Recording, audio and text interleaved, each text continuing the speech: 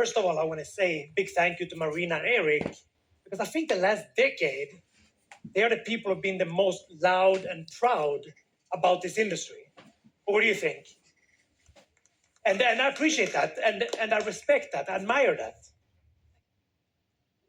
And the reason it means so much to me when you see people like them being loud and proud about this industry is because I started 22 years ago. I'm 42 now. I was 20 years old. And I grew up with a single mother, a bartender. And I grew up to be a very insecure young boy. Very cocky. There was a mask because I was so insecure. I was 20 years old and saw network marketing, went to my first event. There I met one of the successful leaders who actually invited me to his home. And he was the first one in my life, of course, that introduced me to personal development. It was the first time in my life that sat down with me and told me I could do big things with my life. Sharing that if you're willing to work on yourself and build some skills that anybody can learn in this profession, you can really take control and charge of your life. And I wanted to believe him. But the thing was that he pushed me hard the first month, like you heard Eric talked about before, right? So he was that somebody for that needing somebody. And that became a passion for me in this industry over all these years, being that special person for those needing people. And I'm talking about retention here. And I want to give you a couple of steps that how we're focused on retention, but also how I want to control the growth.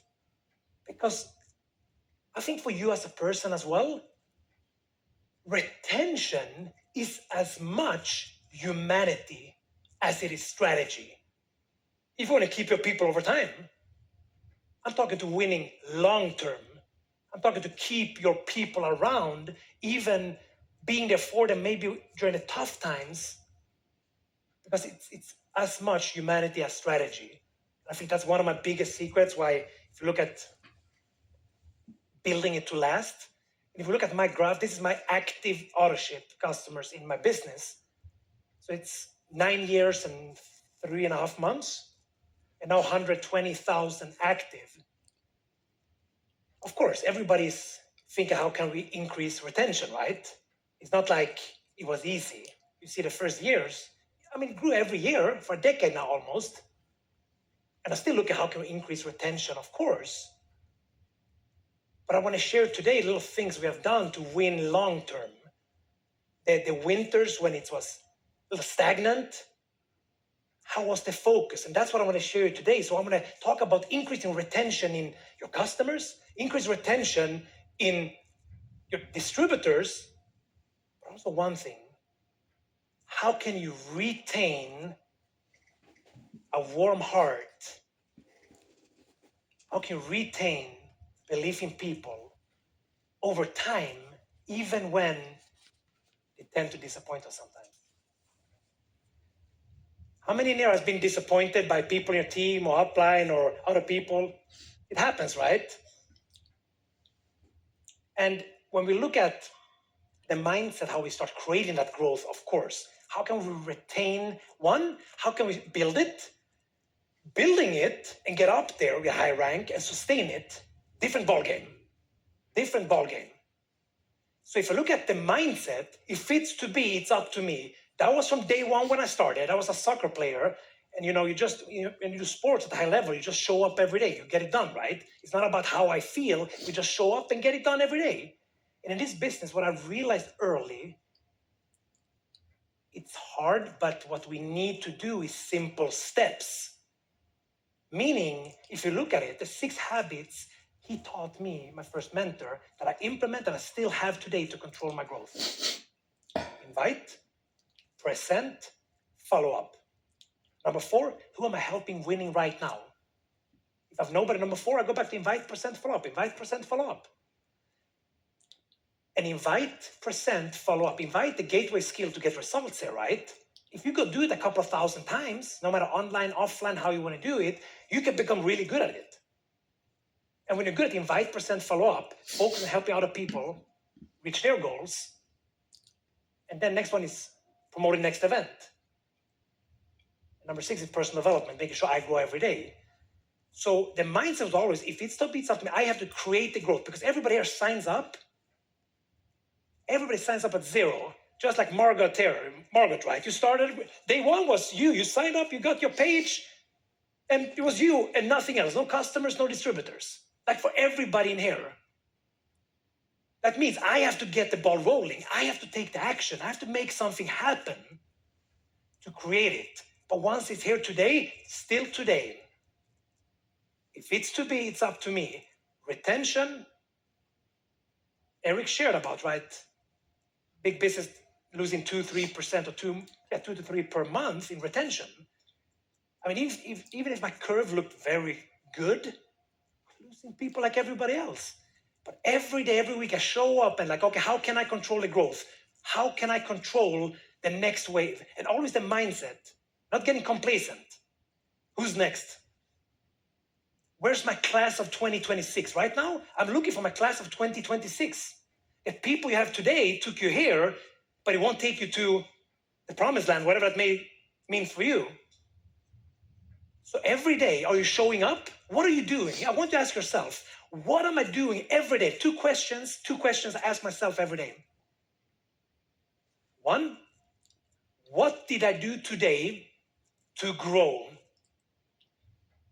I need to be better. I work on myself every day. I need to be much better. And I want to be better. And the reason I want to be better, what keeps me hungry, is I know when you're good at this industry, you're so powerful because you can be that special person for needing somebody. You can, by your example, help them believe bigger. You can, by being there, pushing and helping and serving them, help them take the steps to get closer to their dreams as well. It's powerful what you do. Don't underestimate, and remember, if I sign up Jeff, he's not a number, he's a human being. I'm there to serve him, to help him.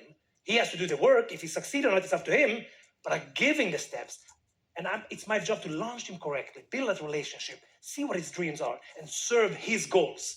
You serve enough people to their goals, you just win automatically. And when you're focused on other people, it never gets boring. People, if you're self-centered, you're the one. I was coached by John C. Maxwell a decade ago, and he said, egotistical leaders, they're the one losing motivation the most because they always see what they lack. It's me, me, me, me. But he said, people are focused on other people, serving people. They don't lose motivation the same way because it's always that newest person who needs it, who wants to make this happen. And when you build network marketing from your heart that way, you will win long term. And that increases retention the most you can ever see. So it's about how do you equip Jeff. He starts today. How do I equip him? Meaning I have to launch him. You should have, I hope you have, simple steps, ABC, not your strategy plan. This is how I launch him. Boom, boom, boom. But I'm there because I want you to see as he's new today. And if this floor is tilting, like Eric gives example sometimes, day 1, he's sliding towards the exit, right? So we have to create those small victories. Eric does awesome trainings on. But the visual should be this. If it's sliding, I want to be the person. The first weeks with Jeff, I stand behind him. He's sliding, boom, stopping him. Help him see it. Help him believe a little bigger. Push him to do stuff that he normally wouldn't do. So that's what I mean with being that person as well in the beginning, where when they're sliding, I'm there, hold him in the beginning. Of course, after a while, he needs to be independent, and of course, I cannot carrying him all the way, but in the beginning, at least I'm there, pushing him, giving him confidence, raising the belief, almost forcing him to go to the events, forcing him to read the books, forcing him to take action. That's a leader, getting people to do what they normally wouldn't do. So how are you equipping your people? Because people with low retention, they focus just on enrolling people. You want to be a person, a top leader in your company, you should be focused on equipping people, not just recruiting people. And that's why, who's next? Who's your next leader? Who's the next class of 2026? And it's easy to be complacent once you hit a good rank. I mean, with 120,000 active autoships, I'll have a very nice income, even if I wouldn't do anything, right? Because that's active autoships. It's not just who was in my business. But I'm on it every day. I'm on it every day. and this is my focus to control growth. I want to give you some kind of strategy as well. You want to build wide and deep, you heard, right? My whole philosophy is this. How do I control the growth? I want to have 4 lines chasing me. 4 lines chasing me, meaning I'm signing up 4 people. I'm the one, the shield, right? Driving them to action, helping them get going. And then all of a sudden, one of them hits a little rank and gets up and have a team. And all of a sudden, the problem stops with this person. Now this person took the line away from me. Even if I'm in their business, working every now and then, they are the one driving it. The problems stop with them. Now I have 3. Now I have to recruit again. Now I go look for who's next to replace that person became independent. So I'm building it wide by sponsoring a lot of people, creating a lot of leadership, and build it wide but in depth, right, to support my people. But building it wide, what does that give me? Security. Too often I see leaders when I go through their business, they have 2-3 people, which is 90% of their business. Now you're so vulnerable because things happen in life. Anything can happen. So that's why it's also for me to have control and to increase retention of my growth. I want to retain growth. I want to retain a business that's going the right direction, because in business and life will be like this. Sometimes it's like this. In this room, some of you are ahead. Some of you are behind. I've been behind many times. The only thing I did when I was behind, I kept showing up every day. I just write my to-do list the day before, the day after I attack my to-do list. Let's get it done. Let's trust the process. Bring process and patience and serving people. The problem today is we want a result for a job we haven't done. If you want real lasting success, you have to deserve it long enough until you get it. It's not you do a 90-day run once and think after that you arrived. It's not showing up every day, taking control. I mean, I had one of my Italian business was growing very quick a few years ago, and it was going well. My main leader, he got sick, he died. So kind of that whole Italian business went down. Imagine if my whole business just was relying on this person. What would have happened? That's not taking responsibility. That's not taking charge of my future. If it's to be, it's up to me. And I show that by what I do every day. And I do the 6 habits every day. Invite, present, follow up. Who am I focusing on and serving right now to create victories? Promote the next event. And then personal development, I get better. Because the better I become, the better I become at helping other people. And then just because many ask, how can you have so many customers per distributor, which we have a good ratio? 2 things. 1, we talk about it in the launch with a new person. So we focus on it. So step 1, when somebody starts, what do? 10 customers, 2 distributors. So we focus on it from day 1. That's why we have a lot of customers, because we focus on it from day 1. If you're not focused on customers, that is like Starbucks would only sell franchisees. So I walk into a Starbucks, they're not selling coffee, just want to have me buy franchisees. Now there's 10,000 franchisees, only people top make all the money because there's no customers buying coffee. That's not a sustainable business. So we focus on customers from day 1. Then of course we educate them to increase. So no matter your service or product, too often, also in my team, also me being sloppy sometimes with that. I sign up a customer, good, enjoy the product, and then focus on building the business and stuff.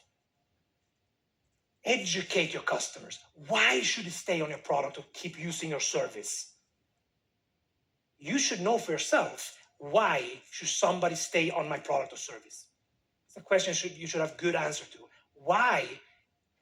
I went deep in my mindset with my own, to really learn my product services with my company. I focused on going deep on science, these products, science, and then I wrote down, why am I doing people a favor when I talk to them about my product? Same with the company. Why am I doing them a favor when I'm talking about my company? Why should they work with me? This is questions you should, go a little deeper on, because it will change a lot. It will change how you express, the feeling you express when you talk to that news person. Why should somebody use your product service? Why should they, why do I do them a favor when I talk about working with me, with my company? So you can express the right feeling when talking to people. And then one thing as well that I always focus on. I know people here or everybody online, we want to go to the top. Some of you are behind, some of you feel stuck, and you want to go to the top.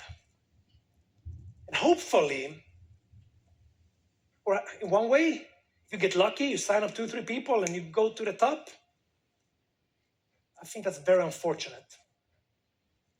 Because going to the top is one thing, but when you keep working on yourself, it's different when you grow to the top. So many just want to start in the back of your annual convention, your team. You're sitting in the back. You just want to walk straight up to the front. I'm going to go to the front. But if you want to go up there, sustain it, you want to focus on growing to the top, not going. Yes, you have to go do the action every day. But if you do it without the growth, you often end up there self-sabotaging. So that's why enjoy the process. Greatness takes time, my friend. And at some point, maybe you made a decision, you want to build this business. I was 20 years old. Oh, I want to build this business. I was involved for 2 years. Then I was out for 2 years. January 2009, I made a decision. This is going to be my career path. This is what I'm going to do. And I think there I made a real decision, but something had to happen in my life to make the real decision. I don't know what has to happen in your life for you to make the real decision to stay committed, to show up every day over next years, to grow into a person who can go up there but stay there as well. 1 year before I made a decision, 24th of December 2007, I got a phone call from an ex-girlfriend. I've been together for 5 years. And she was crying. She said, I'm hysterical. I'm like, what's happened? Jessica, what's happening? She's like, it's Ula. Ula was my best friend. He died yesterday. He shot himself.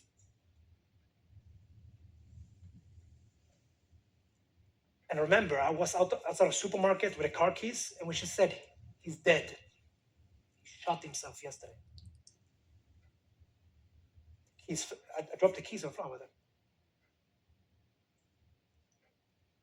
That was the toughest moment in my life until then. But those next few months after that, I cried myself to bed every single night.